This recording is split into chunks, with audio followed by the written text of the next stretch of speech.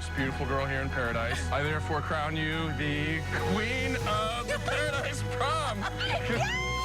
Today, the Paradise Prom king and queen are crowned. One couple leaves happy, while another leaves brokenhearted. I thought we were going to leave together. I don't know how she doesn't see what I see, you know? Plus, Kel Mitchell gets us warmed up for the 28th season of Dancing with the Stars. I mean, man, it's been awesome. This is your reality check. Oh, here it goes.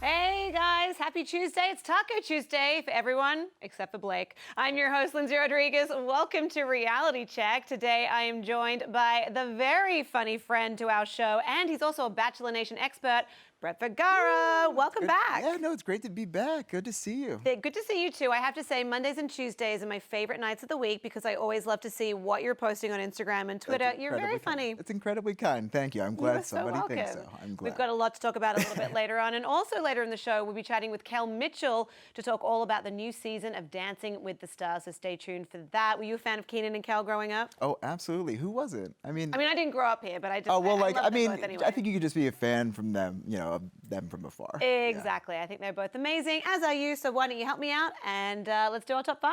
Sounds good.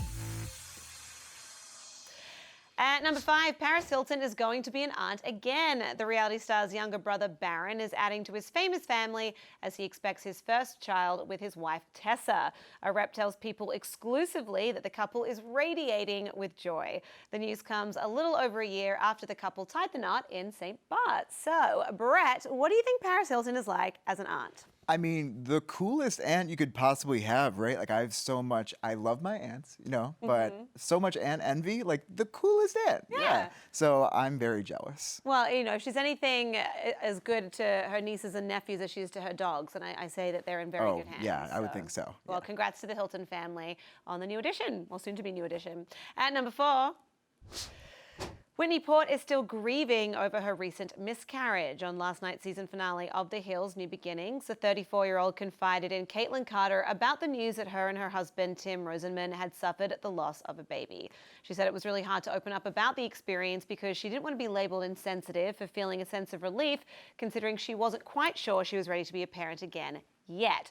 So, Brett, do you think it's good that she's opening up in such an honest way, not just about the miscarriage, but about her trepidation about becoming a mum of 2? Yeah, I mean, it's obviously just a completely complicated experience where that stuff isn't simple. I mean, just because she didn't necessarily want it, it was a thing that was in her life, it was going to happen, and then all of a sudden it wasn't going to happen. So there's a grieving period for that. So it makes sense that there's just going to be a lot of layers to that. Yeah, absolutely. Well, we wish Whitney and Tim all the best as they continue their marriage and maybe plans for a baby in the future.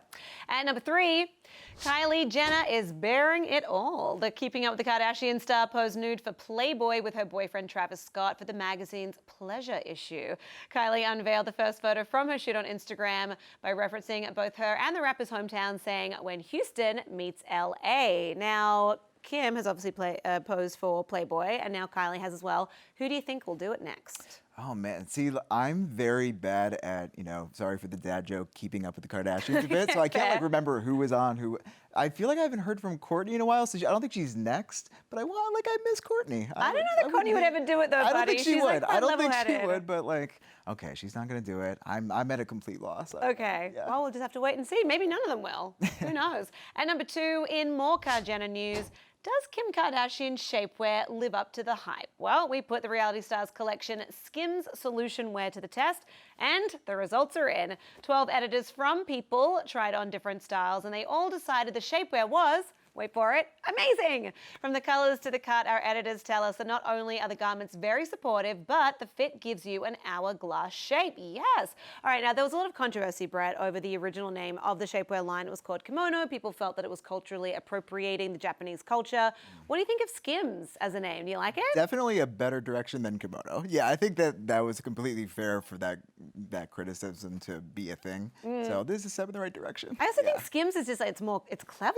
Yeah. right, or yeah, like pithy? I think I know what to expect with Skims. Yeah, The other, absolutely. maybe not so much. Tell you what, we don't know. Okay, well, at number one, Meghan McCain is all Team Chrissy after she was attacked by Donald Trump on Sunday night in a series of tweets because we never know what we can expect from him, except for nothing good. Trump called the lip sync battle judge filthy-mouthed, as well as calling husband John Legend boring. I'm sorry, Donald Trump, how many EGOTs do you have? The View co-host came to the couple's defense tweeting, since when is there something wrong with being a filthy-mouthed wife? Now, Brett, I want to get your opinion on this because you and Chrissy, I mean, you guys are basically BFFs on social media. I wish, Tell but us no, about the but exchange that you guys no, had. so Chrissy and I also definitely Team Chrissy. My God, like, you know, that was just so much nonsense on that thread. Yeah. But no, we have a just shared appreciation for holiday rom-coms. I'm just an unabashed fan. I've still only gotten there. Like, it took some time to appreciate Hallmark movies and all that, but Okay. I'm all in now, and she definitely is too. And so we had when you shared a got little that banter back tweet and from forth. Chrissy, Oh, I just lost were it you just like, completely. I can Oh, yeah. die happy now? Oh yeah, I was just with friends and I had to show them and I was just like, how do I respond? Like, what do I? Oh my So God. I think I'm ready to take our friendship to like a next level, get to like their Christmas party, something like that. I want to like meet Be John. godparent to the next child? Just I'm here. You can make it happen. Yeah. You can make it happen. All right, well, why don't we talk about last night's Bachelor in Paradise Oh, boy. episode, because we saw Blake decide to try and make things work out with Christina. There was a big romantic gesture, and he really wanted to see if they could take their friendship to the next level, but to quote something that you would say on Instagram, spoiler alert, they could not. No. Watch. Are we just wanting each other because we're safe? Or is it because we actually want each other? I thought we were gonna leave together. How can I be this wrong every time? Every time I'm this wrong. Well, after this aired, Blake opened up with a lengthy Instagram post in which he wrote, in part, to say Paradise was rough for me is an understatement. I have no one to blame but myself for that. It's not easy putting yourself and all of your mistakes out there for the world to see. So, Brett, what did you make of all the Blake drama this season? Did you feel like last night's ending to his story was kind of karma for the way he treated Christina and Kaylin?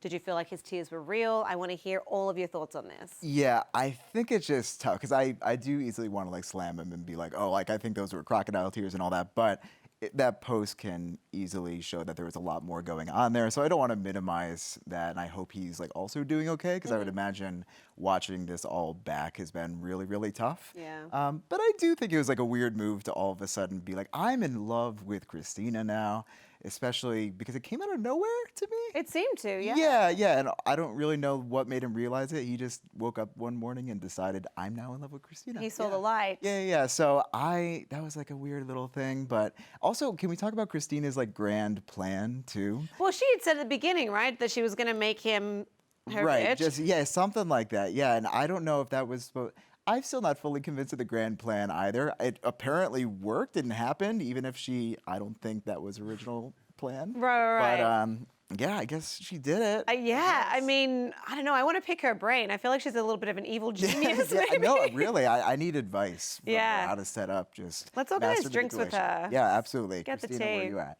Yeah. Well, we are going to take a very quick break, but Brett is going to stick around. And when we come back, we're taking a deeper dive into last night's episode of Bachelor in Paradise because part of it really played out like a teen rom-com, and I was living for it, so don't go anywhere. I have to burp because I drink that pretty quickly.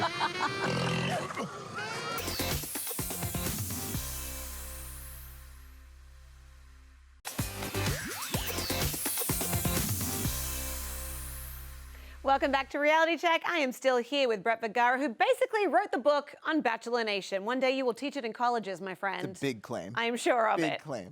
Now, we've talked about Blake and Christina's exits last night, but someone else packed up and left Paradise in a van. Let's watch.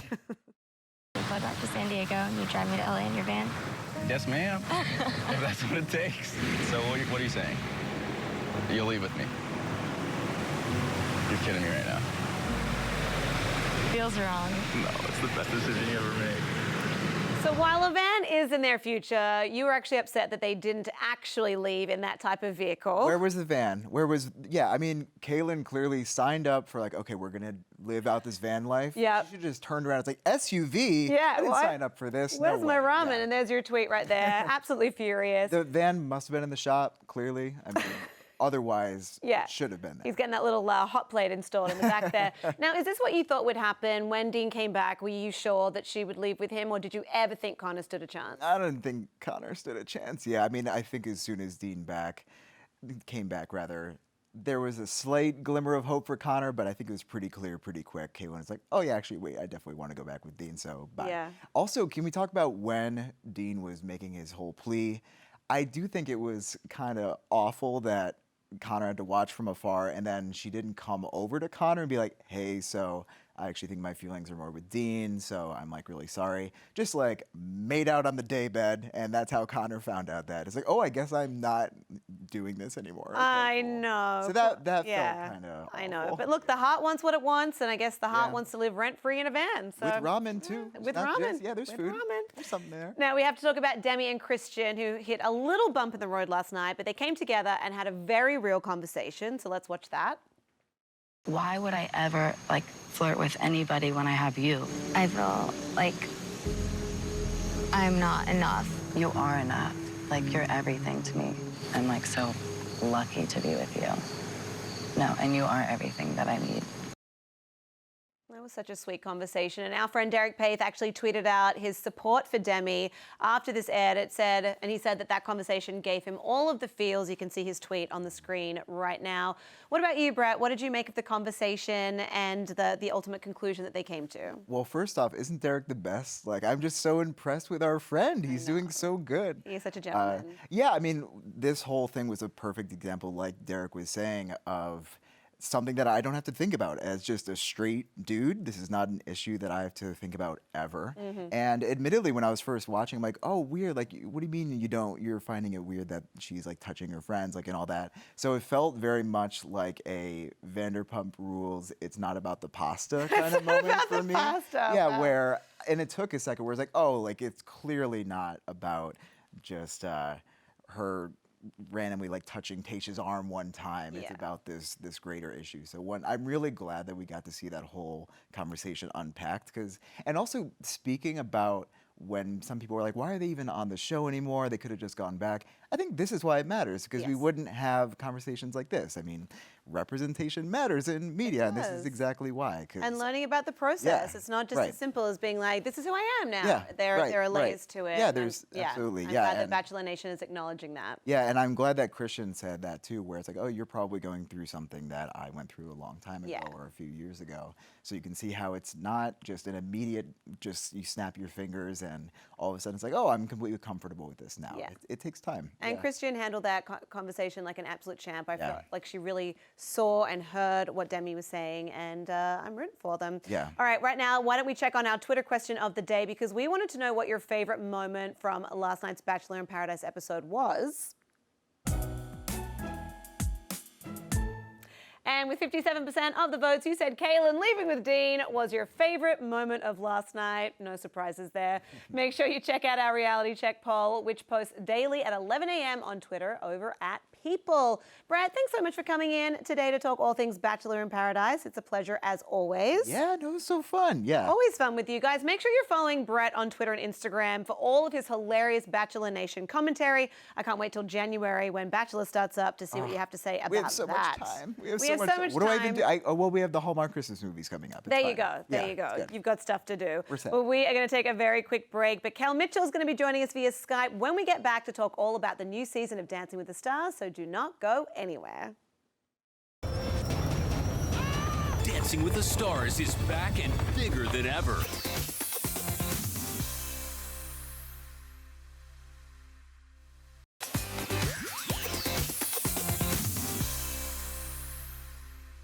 Hey everyone, welcome back to the show. It's a pretty cool moment on Reality Check today because I have the very funny, the very iconic Kel Mitchell on the line. Hey Kel. Hey, what's up?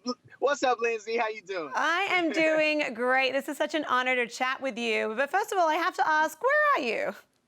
Okay, well, I am right outside of Dancing with the Stars rehearsals. It's been a busy day. That's why I'm in my car right now.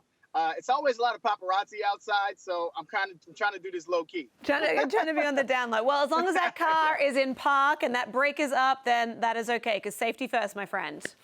Safety first. I am parked. I'm parked. So how are you feeling about the 28th season of Dancing with the Stars? Are you feeling ready for it? Are you excited? I'm loving it. It's very exciting. I can't tell you who my partner is yet, but she's awesome, an awesome coach. I'm trained in hip hop, and I know it's a little bit of salsa, but our first dance is tango, and it's no like hip movements in that and stuff that I'm used to. Right. So shout out to all ballroom dancers. I have so much respect for them. I'm feeling muscles I've never felt before. It's some serious technique that needs to be learned. It's awesome. Oh, that's so cool. And so even though your experience was in hip hop, have you found that even just having the basics of dance have helped you as you've been learning all of the different routines and combos going forward? I think what helped me the most is the memorization because I have been trained in like hip hop choreography, so that does help me memorize a little faster. But as far as like the framing and certain techniques and having your feet a certain way, I mean, she's like yelling out stuff like, keep your butt in, turn this way, keep your head right, and all of that at the same time. I mean, it's like, whoa, it's very serious. That's so cool. Now, who do you think your biggest competition is for this season of Dancing with the Stars? I like to say that I'm my biggest competition. So then that way you can't really get off of your game plan. So I like to look at it like, okay, let me just beat what I did yesterday. Let me be better than the day before and just kind of focus on that, and that me and my partner have the best time ever. I think that's a solid plan. Now, listen, we could not bring you on the show and do this Skype with you without subjecting you to a game rather that we love. It is called Cast on Blast. Uh-oh. Don't worry, it's not as scary as it seems with like the alarm bells going off there. Now, since the competition hasn't begun quite yet, I want to get your take on your new Dancing with the Stars castmate. So here's how this is going to work. I'm going to name someone, and I want you to give us your true scouting report on what their chances are of beating you. And then I want you to tell me something surprising that you've learned about them since you have all met. Sound good? Okay, I'm ready. And you got to be real honest as well. Really, really honest. Oh, boy, okay. I'm sweating. You got me sweating. Good. Okay. Turn that AC on in the car and let's get this game started. Why don't we start with top model Christy Brinkley? Okay. What do you think her chances are? Oh, she's so awesome and so sweet. I love Christy. Had a great conversation with her yesterday. Yeah, man, good chance. Yeah, she could dance. I think it'd be awesome. Is there anything surprising about her that you've learned since you met? She's very, very funny. Very funny. I don't know if you follow her on Instagram, but she's super, super hilarious. Well, I remember her from Parks and Recreation where she played Jerry's wife, and so I definitely know that she has that good little sense of humor in there. So yeah, I'm excited to see what she does. Now, what about former Bachelorette Hannah Brown? What do you think about her chances? Hannah, I think she's good too. Like Hannah can dance. When we first met, she started dancing like crazy, so she can definitely dance. So shout out to Hannah. Yeah. Have you learned anything surprising about her? That, I mean, obviously America fell in love with her on her season of The Bachelorette, but is there any inside scoop that you can give us since you've met her on the set? Nothing surprising just yet. I mean, we've all been in our different rooms kind of dancing, but just super sweet every time we like hang out. Nothing surprising just yet. Nothing surprising. Fair enough. Moving on then to Mr. Brown, Karamo from Queer Eye. What do you think about Karamo? Let me see. Karamo's awesome. Karamo has that therapy thing going, so he knows how to zen out. So I think him zenning out and really getting into it, I think that'll be awesome. So I think he's going to do an awesome job. Yeah. Yeah, okay. But do you think he can beat you? No. I like your honesty. I like it. No. Okay. Now, what about Lamar Odom? He's about to get a new reality show with his girlfriend, Sabrina Parr. What do you think about Lamar's chances of winning this thing, and also anything surprising that you can tell us about him? Let me see. Lamar. Lamar's been very secretive. Like he'll say what's up to everybody and then go right into that room and start rehearsing. And yesterday I saw him outside. He was just in the zone. I was like, what's Lamar doing? He was just looking into the sky. I was like, what is he doing? I was like, what is he doing right now? So, but yeah, he's in the zone. I mean, he's played basketball, so I think like he's got some type of game plan going on. Chances, I'm being nice with everybody. Yeah, he can do it too. He can do it too.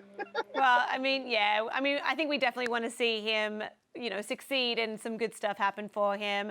And now why don't we move on to Mr. Dawson himself, James Van Der Beek. Not actually his first time on Dancing with the Stars. He did do a fake version of it on Don't Trust the Bean Apartment 23. What do you think? Will this version go a little bit better than that one did for him? Definitely this version will go a lot better. He's a beast, okay? Because, like, me and him, nonstop. Like, when I'm in there, he's in there. Like, every time I go to rehearse, I see James. He's coming in the zone. I wear a lot of bandanas. That's why I got my bandana with me, just for, like, war. And I always see him in there, too. And the other day, he was in there by himself, just practicing. So shout out to James, man. That was a surprise I did see, which I thought was very, very cool about him, that he was in there even before his partner came in there, and he was just getting it. He was just dancing, getting ready. So, yeah, he's definitely in the zone. Yeah, he's taking this very seriously. Just stay away from the herbal teas this time, James. And then what about Ray Lewis? What are our thoughts here? Do we think that he poses a threat to your game? And what is something surprising about Ray? Me and Ray were talking about cryotherapy, because I had to do a lot of like cryotherapy afterwards, after my muscles were so sore after dancing. Yeah. So we have like related on that. He's like my like cool uncle, you know what I mean? That uncle that can still do the cool dances. You know what I mean? Right. So shout out to Ray. I think he's got some moves. Competition wise though, hey man, I still got it in the bag. I still got this. That's fair. That's fair. All right. What about Lauren Elena? Let's. Okay. What are your thoughts on her chances? And she's so funny. So funny. Always keeping me laughing. I mean, when we did GMA and all the other like promos, she's always dancing. Every time I see her, she's dancing. So I think she got some moves. She's definitely got some moves, because she'll come up like, hey, Kel. Hey, Kel. All in the shoulders. Hey, Kel. Sounds like she's got some great energy. I have a lot of energy. She has a lot of energy as well. And that's my main thing, is like, you got to come with the energy. But I don't know. I'm still, I got this. Okay. All right. Well, let's talk about a very different type of energy, because there was a very controversial addition to the cast this year, and that is former press secretary Sean Spicer. So what can you tell us about Sean? Does he have what it takes? Wasn't so successful in politics. Do you think he'll do better on Dancing with the Stars? Woo! I don't know. I mean, look, let's see what he does. I know that he was very nervous about it. He was telling me about the two-step. He's trying to get the dance moves. So we'll see what happens. Have you found him to be nice so far? I think everyone's dying to know, like, what is he really like in real life? So do you have any tea on him? I really didn't have any long conversations, so I don't have any tea. You like my tea, the tea. I don't have any tea on him. But it was just very quick conversation. But he was cordial. He was cordial with me, just saying, hey, Kel. And one thing he did say was that, Kel, you look like you can dance, and you look like you got some moves, because I'm always grooving. So there you go. I don't know. I'm starting to think that you might have this in the bag, my friend. But we also have to ask you about one very special person. He may not be on Dancing with the Stars, but we have to ask you about your former co-star, one of your best friends. Obviously, you guys were on all of that, Kenan and Kel. Kenan Thompson, what do you think his chances would be if he were to appear on Dancing with the Stars? And what is something surprising that you could tell us about the lovely Mr. Thompson? Oh, man, Kenan, we're like brothers. You know what I mean? And Kenan is just a very lovable, cool. His work ethic is always awesome. So I definitely think he would definitely get into Dancing with the Stars.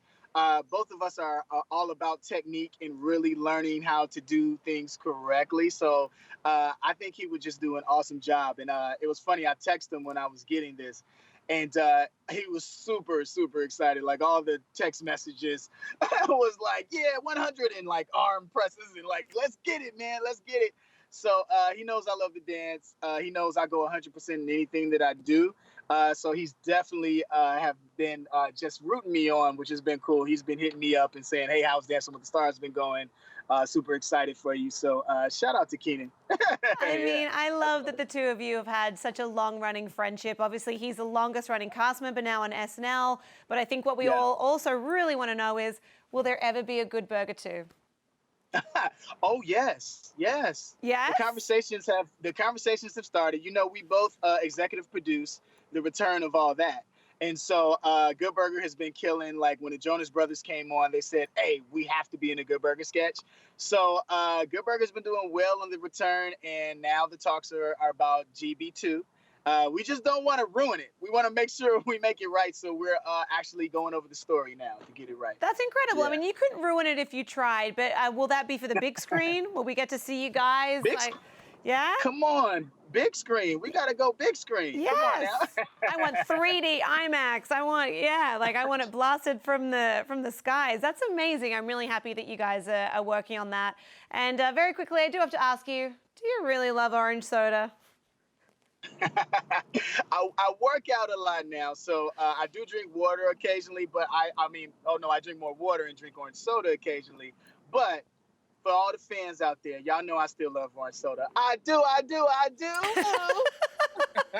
You just made everyone's day, including mine, Kel. Thank you so much for taking the time out to Skype with us. I hope that the rehearsals for Dancing with the Stars go really well. Good luck on the actual show. I think you're going to kill it. We can't wait to see your moves on the premiere of Dancing with the Stars, which happens next week, Monday, September 16th at 8 p.m. Eastern on ABC. Kel, thank you. And Good Burger 2. Yes! Nice meeting you. Thank you. So nice to meet you. Enjoy the rest of your day, buddy. Well, we are going to take our very last break of the day, but make sure you stay tuned for another moment in reality TV history when we get back.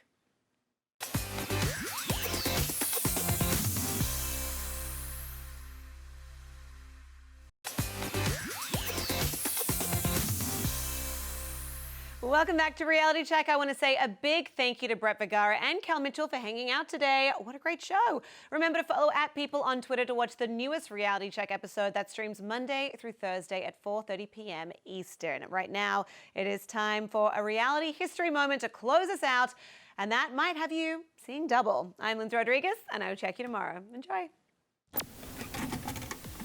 This is different. Yeah. I'd say a little, yeah. In this 2015 episode of The Bachelorette, for the first and only time, the season begins with two women in the title role. Caitlin. This is the closest I've felt to love at first sight. And Britt. I feel with Brady this connection on deep levels, about things that make us who we are. But the double trouble doesn't last long. There are two bachelorettes, and that's about to change. In a surprising twist, one bachelorette is about to be voted off the show. Gentlemen, whenever you're ready, go into the voting room, put a rose into the ballot box of the woman you have feelings for. The men cast their roses, and Chris announces the true bachelorette. I had to send Britt home. You're going to be the bachelorette. The double bachelorette twist is one of the great moments in reality history. Don't cry for Britt. After leaving, she wound up landing her favorite contestant anyway. Brady's my boyfriend.